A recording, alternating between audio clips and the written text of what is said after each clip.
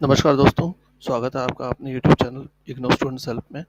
और जैसा कि आपने फर्स्ट पार्ट में इस चैप्टर के देखा था कि अरेबियन और पर्शियन हिस्ट्री राइटिंग में क्या डिफरेंस है ना।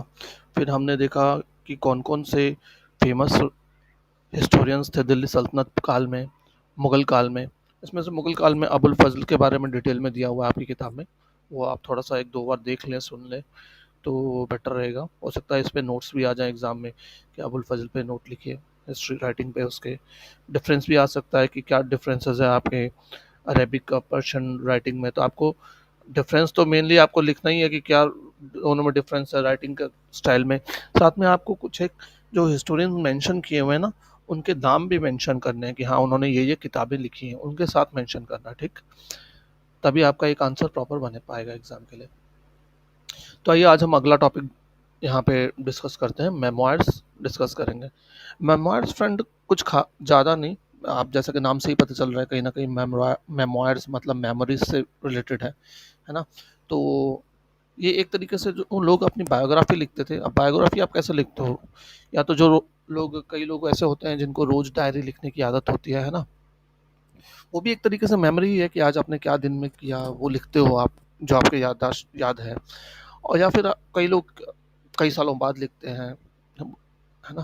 बुढ़ापे-वुढ़ापे में जाकर के लिखते हैं। आप देखते हो आए दिन कई रिटायर्ड ऑफिसर्स वगैरह अपनी बुक लॉन्च करते रहते हैं। तो वो क्या है बायोग्राफी जब वो अपनी लिखते हैं, तो वो पूरा जो उनको जो-जो मेन इवेंट्स अपनी लाइफ के थे, वो उसके बारे में वो लिखते हैं, है ना? अपना। तो वही यहाँ पे है।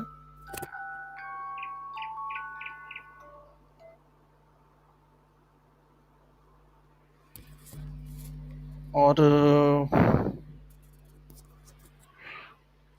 इसमें जो है आपकी मेनली कुछ एक बुक्स ही फेमस हैं, जैसे कि फ़िरोज़ शाह की जो है फ़ुतूहात-ए-फ़िरोज़ शाही, फिर बाबर की है बाबरनामा, हुमायूँनामा जो कि गुलबदन बेगम ने लिखी थी, और एक जहांगीर की तुझ के बाबरी करके जो तुझ के फिर तुझ के जहांगीरी करके जो किताब है वो फेमस है। तो ये 3-4 किताबें मेनली फेमस हैं आपकी। और तो अब हम इनके बारे में थोड़ा-थोड़ा देखेंगे कि क्या-क्या था इन किताबों में। आपको बस इतना ही जानना है इस टॉपिक में। इनके बारे में हम डिटेल में और भी पढ़ेंगे फर्दर चैप्टर में, बट ये अभी आप देख ही रहे हो कि इंट्रोडक्शन चैप्टर है, तो हमें इतना ज़्यादा नहीं जान के थोड़ा बहुत ही जाना है। जैसे फिरोज शाह की जो किताब है ना, फतूहात फिरोज शाही, ये इनिशियली क्या था, उसने जामी मस्जिद है फिरोजाबाद में, वहाँ पे उसने खुदवाई थी दीवार पे। अब इसकी इंस्पिरेशन उसको कहाँ से मिली? अशोका पिलर से मिली कि हाँ भाई, मैं भी एक बार ऐसे पत्थरों में खुदवा दूंगा तो युगों युगों तक रहेगी। तो उसमें वो मेंशन करता है कि जो मुल्हिद लोग थे, मुल्हिद मतलब कौन? धर्म विरोधी लोग जो थे, है ना? उनको कठोर पनिशमेंट दिया गया, उसमें वो मेंशन करता है। और भी बहुत सारी चीज़ें रिलीजन के बारे में लिखता है वो, लेकिन उसमें ये चीज़ बहुत ही खास करके इम्पोर्टेंट थी कि मुल्हिदों के बारे में, जो कि धर्म विरोधी लोग थे। तो वो बताता है कि वहाँ पे मुल्हिदों को किस तरीके की पनिशमेंट दी गई थी। उनमें 3 लोगों का नाम भी मेंशन किया जाता है, जैसे अहमद बिहारी, रुकन और मेहदी करके लोग हैं। और ये एक तरीके से ट्रेंड बन चुका था उस ज़माने में, हमें दिखता है। तो उस ट्रेंड को स्टैब्लिश करने के लिए कि हाँ देखो, अगर कोई धर्म विरोधी काम करेगा तो उनको ऐसी सज़ा मिलेगी, यहाँ पे स्पेशली मेंशन किया गया था। फिर उस किताब से हमें और भी बिल्डिंग्स के बारे में पता चलता है कि कैसे बिल्डिंग्स बनाई गई थी उस ज़माने में, और कौन-कौन सी फेमस बिल्डिंग्स बनाई गई थी, और कैनल सिस्टम जो फिरोज शाह तुगलक ने अपना स्टार्ट किया था उसके बारे में काफ़ी सारा वहाँ पे हमें डिटेल मिलता है। इवन फिरोज शाह ने जो बैन लगा दिया था लोगों का कुंड्स पे जाने पे, वहाँ भी वो भी हमें वहाँ से पता चलता है। और फिरोज शाह तुगलक ने यहाँ तक कि औरतों पे ये भी बैन लगा दिया था कि वो सूफी श्राइन्स जो थी वहाँ नहीं जा सकती, ठीक? ये सब जानकारी हमें वहीं से मिलती है। अब जो किताब है ये फतुहात ए फिरोज शाही, इसमें ये भी मेंशन्ड है कि उसने एक हॉस्पिटल बनवाया जहाँ की फ्री फूड और मेडिसिन प्रोवाइड की जाती थी। और इसी किताब में ये भी मेंशन्ड है कि फिरोज शाह तुगलक को मंशूर मिलता है, जो कि लेटर ऑफ इन्वेस्टिट्यूर है, मतलब कि अधिकार देने का संस्कार है, खलीफा उसको अधिकार देता है, ये भी मेंशन किया जाता है, ठीक। अब हम बाबर की किताब के बारे में थोड़ा सा जानेंगे, बाबरनामा के बारे में। बाबरनामा जो थी वो ना तो पर्शियन में लिखी हुई है, ना ही आपकी अरेबिक में लिखी है, वो लिखी हुई है तुर्किश लैंग्वेज में। ठीक। और ये इसको बोला जा सकता है ट्रू ऑटोबायोग्राफी, इसको बोला जा सकता है इस्लामिक लिटरेचर में। और इसमें बाबर एकदम ओपनली फ्रैंकली सारे इवेंट्स के बारे में बताता है। बाबर की डेथ 1530 में होती है, और बाबर इसको ना एज अ डायरी लिखता है, और वो सब कुछ मेंशन करता है यहाँ पे कि हाँ उसका स्ट्रगल कैसा रहा फरगना में, समरकंद में, उसने इंडिया में आके कौन कौन से बैटल्स लड़ी, स्ट्रगल्स किए, कैसे वो जीता। उसने अपने पॉलिटिकल, मिलिट्री और सोशो इकोनॉमिक कंडीशंस के बारे में भी बताया है। फिर बाबर ने एक चीज़ और मेंशन की हुई है यहाँ पे कि इंडियंस में क्या वीकनेस थी। वो बोलता है कि यहाँ हिंदुस्तान में जो राजा थे छोटे छोटे, बहुत ही छोटे छोटे थे, कोई बड़ा एम्पायर नहीं था, और ये छोटे छोटे राजा छोटी छोटी टेरिटरीज में रहते थे, तो इनको एक तरीके से हराना बड़ा आसान था। इनका आपस में भी दुश्मनी रहती थी, तो एक दूसरे की सहायता भी नहीं करते थे, तो इनको हराना बड़ा ही आसान था। तो ये सब चीज़ें बाबर मेंशन करता है। बाबर ये भी बताता है कि हाँ उस ज़माने में बहुत सारे प्रोफेशन थे, और इतने लोग उन प्रोफेशनों में थे कि काउंट करना मुश्किल है। वो कहता है कि ये जितने ही प्रोफेशन थे ये एक तरीके से हेरिडेटरी थे, मतलब बाप बेटे को सिखाता है, वंशानुगत चल रहा था ये, ठीक है ना। हेरिडेटरी का मतलब आप सब समझते ही होंगे, मेरे को आशा है। फिर उसने इन्वायरमेंट और फिजिकल ज्योग्राफी के बारे में भी बहुत कुछ बताया। उसने यहाँ के flora, fauna, river systems, animals के बारे में बहुत कुछ लिखा है। इवन बाबर ने, लेकिन बाबर लास्ट में लिखता है कि देखो ये सब चीज़ें इंडिया के बारे में उसको बहुत पसंद है, लेकिन उसको हमेशा अपने जो उसका होमलैंड है वहाँ की याद आती रहती थी। वो हमेशा समरकंद के बारे में सोचता रहता था, और वहाँ के गार्डन्स के बारे में, वहाँ के जो मेलन्स थे उसके बारे में, हमेशा वहीं की उसके याद रहती थी। तो फ्रेंड ये बाबर के बाबरनामा के बारे में आप इसको ढंग से पढ़ भी लें, सुन भी लें 2-3 बार, ताकि एग्ज़ाम में अगर नोट आए तो आप आराम से लिख सकें। उसके बाद बाबर की बेटी गुलबदन बेगम किताब लिखती हैं हुमायूं के बारे में, हुमायूं नामा। और जो गुलबदन बेगम थी वो दिलदार बानो बेगम की बेटी थी। जब वो 8 साल की थी तब भी बाबर की डेथ हो जाती है। तो एक तरीके से इसका जो अपना बचपन है वो बहुत ही बुरे हालत से गुजरता है। आप जानते हैं हुमायूं को भी इंडिया से बाहर जाना पड़ा था कई सालों के लिए, शेरशाह सूरी की वजह से। तो ये भाई के साथ ही रहती है, और इसने बचपन में बुरे दिन देखे, और ये उन सब जो अपना एक्सपीरियंस है वो सब हुमायूं नामा में लिखती हैं। और हुमायूं नामा बहुत ही इंसाइटफुल बुक है। उसमें आपको जन्म, शादी, विवाह और दूसरे जितने भी कल्चरल फंक्शंस होते हैं उन सब के बारे में डिटेल में लिखा हुआ है। ऑब्वियस है लड़की है तो उनको यही सब इंटरेस्ट ज़्यादा है एज़ कम्पेयर टू लड़ाइयों वड़ाइयों के बारे में या डायनेस्टीज़ के बारे में लिखने, आप समझ सकते हो।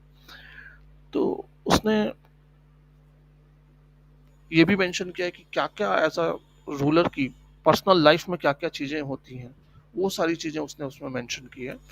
और ख़ास करके जो हरम, मुग़ल हरम में क्या चीज़ चलती थी, है ना? कैसे अंदर इंटरनल कॉन्फ्लिक्ट्स थे, टेंशन थे, वहाँ पे क्या रूल एंड रेगुलेशन चलता था, ये सारा उसने मेंशन किया है। वो ये भी बताती है कि उस ज़माने में पॉलिटी में जो वुमेन्स थी बहुत ही एक इम्पोर्टेंट रोल प्ले करती थी। कभी-कभी तो वो इंटरमीडिएट्स का भी रोल प्ले करती थी,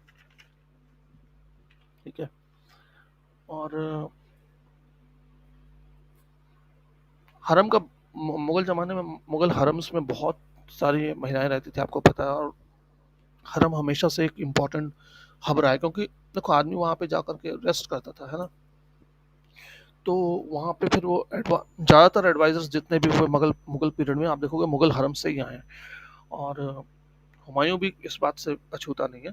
जो दिलदार बानो बेगम थी वो कहीं न कहीं वो हुमायूं की पॉलिसीज़ को बहुत इन्फ्लुएंस करती थी। तो ये जो बुक हुमायूं नामा है वो कहीं न कहीं gender relations versus political power की बहुत सारी इसमें बातें लिखी गई हैं। फिर जहांगीर का अपना मेमोइर्स है, वो लिखता है तुज़्क जहांगीरी। और इसकी इंस्पिरेशन उसको अपने दादा बाबर से मिलती है। फर्स्ट ये 2 पार्ट में है। पहले का जो 12 साल का उसका है, पहले का जो पार्ट है उसमें 12 साल का कवर करता है अपने राजपाट का, और सेकंड में रिमेनिंग का करता है। पहले तो उसने 17 साल का जो पूरा ब्यूरो है वो उसने खुद से लिखा है अपने हाथों से, लेकिन बाद में वो मुतमाद खान को कहता है लिखने के लिए।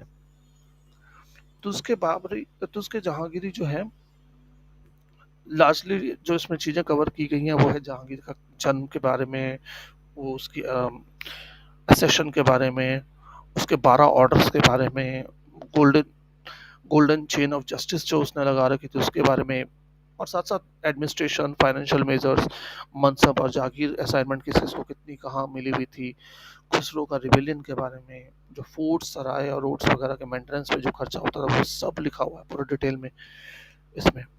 यहाँ तक कि फतेहपुर सिकरी का जो फाउंडेशन वगैरह हुआ था उसके बारे में भी उसने बहुत डिटेल में उस किताब में लिखा है।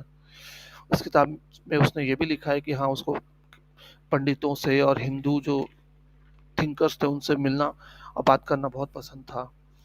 उसने ये भी मेंशन किया है कि वो किस तरीके से पब्लिक हेल्थ और मेडिसिन पे ध्यान रखता था।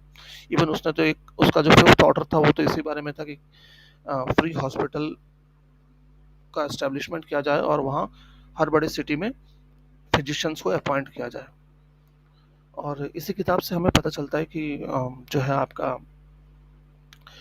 जहांगीर को बॉटनी और जूलॉजी में भी बहुत इंटरेस्ट था। तो एक तरीके से ये पूरी किताब जो है जहांगीर के जो अपना पर्सनल उसका पर्सनैलिटी के बारे में बताती है, और बताती है कि वो किस तरीके से लिबरल मुस्लिम था और एक रैशनलिस्ट थिंकर था। ठीक है, तो ये मेमोइर्स हुए।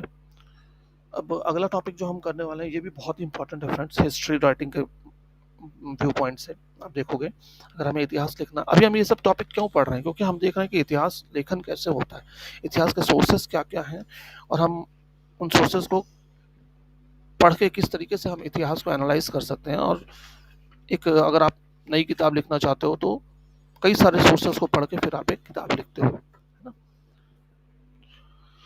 तो इंशा क्या है? इंशा का लिटरल मीनिंग तो क्रिएशन होता है, लेकिन मिडिवल पीरियड में इसका यूज किया जाता था लेटर्स से रिलेटेड, स्टेट कॉरेस्पॉन्डेंसेस से रिलेटेड। ठीक है, अब इससे हमें क्या पता चलता है? एडमिनिस्ट्रेशन की वर्किंग के बारे में तो पता चलता ही चलता है, साथ में वहाँ क्या सोशो कल्चर कंडीशन थी उसके बारे में भी पता चलता है, वहाँ पर रिलीजन क्या था, क्या आइडियाज थे, सब पता चलता है हमें जो लेटर्स हैं उनसे।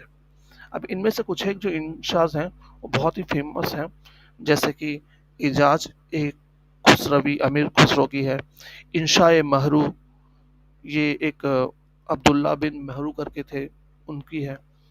तो ये दोनों बहुत ही इम्पोर्टेंट है हमें जो पता चलता है उस जमाने के इतिहास के बारे में इन दोनों चीज़ों से। खास करके महरू का जो है उससे हमें बहुत कुछ पता चलता है मिडिवल हिस्ट्री के बारे में। ठीक, इसी के साथ ये दो तो हो ही गए, साथ में दक्कन के जो थे वहाँ भी बहुत सारे इंशा लिखे जाते थे, जैसे रियाजुल इंशा है ख्वाजा जहान महमूद गवन का, एक है इंशा ताहिर शाह ताहिर हुसैनी का। आप जानते हो सल्तनत काल में एक डिपार्टमेंट होता था दीवान इंशा, जिसमें कुछ एक लोग होते थे, जैसे कातीब होता था, दाबीर होता था, है ना, मुंशी होता था। मुगल्स के टाइम में मुंशी बोला जाता था इनको। इनका काम था कि जो ऑफिशियल लेटर्स होते थे उनको ड्राफ्ट करना इनका काम होता था। और आप इस बात को जान के हैरान होंगे कि जितने भी सर्वाइविंग अभी इंशाज है, कलेक्शंस हैं, वो हैं किसके? आयने मुल्क आयने मुल्क महरू के या फिर अमीर खुसरो के। और ये दोनों ही दीवाने इंशा में काम करते ही नहीं थे, इन दोनों में से किसी का कोई लेना नहीं था दीवाने इंशा पे, बट इनके ही इंशा बचे हुए हैं। ठीक, आमिर खुसरो का जो इंशा का राइटिंग था वो बहुत ही थोड़ा सा सजा धजा के वो लिखते हैं, बढ़ा चढ़ा के ये बातें करते हैं। लेकिन जो मेहरू का इंशा है वो एकदम सिंपल सादा भाषा में लिखा हुआ है। अब जो आमिर खुसरो का इंशा है इजाज एक खुसरवी, वो अराउंड 1292 एडी के आसपास में कंपोज किया गया था। और इसमें कौन कौन से डॉक्यूमेंट्स हैं? इसमें है फतनामा, फरमान है, परवाना है। ठीक, और अमीर खुसरो खुद ही कहते हैं कि मैंने अपनी इमेजिनेशन का भी इस्तेमाल किया है इन सबको लिखने में, और इससे उस जमाने की कॉन्टेम्परेरी हिस्ट्री और सोसाइटी के बारे में हमें बहुत कुछ पता चलता है। इनमें से दो लेटर बहुत ही इंपॉर्टेंट है जो है अमीर खुसरो के, उसमें से एक है अलाउद्दीन फरमान जब वो गद्दी पे बैठता है, और दूसरा है बलवन का फरमान जब वो लखनौती जीतता है। ठीक है। फिर इनसे हमें और भी पता चलता है, बहुत सारे जो लिटरेरी सोर्सेज थे और उस ज़माने के जो सोशली इम्पोर्टेंट लोग थे उनके बारे में पता चलता है हमें।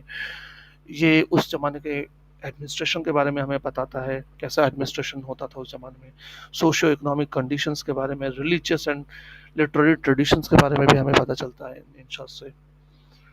ठीक है। फिर एक बीच का तो कुछ खास है नहीं, मैं डायरेक्ट इंशा महरू पे आता हूँ, है ना। इंशा महरू थोड़ा इंपॉर्टेंट है आपके एग्जाम पॉइंट ऑफ व्यू से, और क्वेश्चन आने की पूरी संभावना है इससे। तो महरू के जो पर्सनल कॉरेस्पॉन्डेंस थे, ये इंशा महरू क्या है, महरू की पर्सनल कॉरेस्पॉन्डेंस है। और महरू कौन था, गवर्नर था मुल्तान का फिरोज शाह तुगलक के टाइम में। और इससे हमें उस जमाने के same socio economic cultural political और एडमिनिस्ट्रेशन हिस्ट्री के बारे में पता चलता है। और इनसे हमें पता चलता है एक और चीज़ का कि बहुत सारे रिलीजियस ग्रांट्स दिए जाते थे उस ज़माने में, तो उसके बारे में भी इसने मेंशन किया है। और एक लेटर में तो उसने ये भी बोला है कि फोर्स लेबर को डिसअप्रूव कर देना चाहिए। और नेहरू के जो लेटर्स हैं इनसे हमें बहुत ही ज़्यादा रेवेन्यू से रिलेटेड जो वोकेबलरी है उनके बारे में बहुत अच्छे से डिटेल पता चलता है। तो इस तरीके से आप समझ सकते हो क्यों इसका इंशाए महरू इम्पोर्टेंट है, क्योंकि रेवेन्यू की जितनी भी टर्म्स हैं उनको अच्छे से इसने डिटेल में बताया है उस में। और जो टैक्सेस होते थे उनका नाम भी इसने स्पेसिफिकली मेंशन कर रखे हैं, जैसे जजिया, खराज, खूत, दनगना, शिक, इदरार, खर्ची, ऐसे और भी हैं टैक्सेस, उन सब के बारे में इसने डिटेल में बताया है। फिर ये बताता है कि फिरोज शाह तुगलक ने एक बहुत ही कठोर स्टेप लिया था उनके खिलाफ, जो कि इबाहती थे। इबाहती का मतलब क्या, कि ऐसे लोग जो किसी वुमन का डाइवोर्स होने से पहले ही उससे शादी कर रहे थे।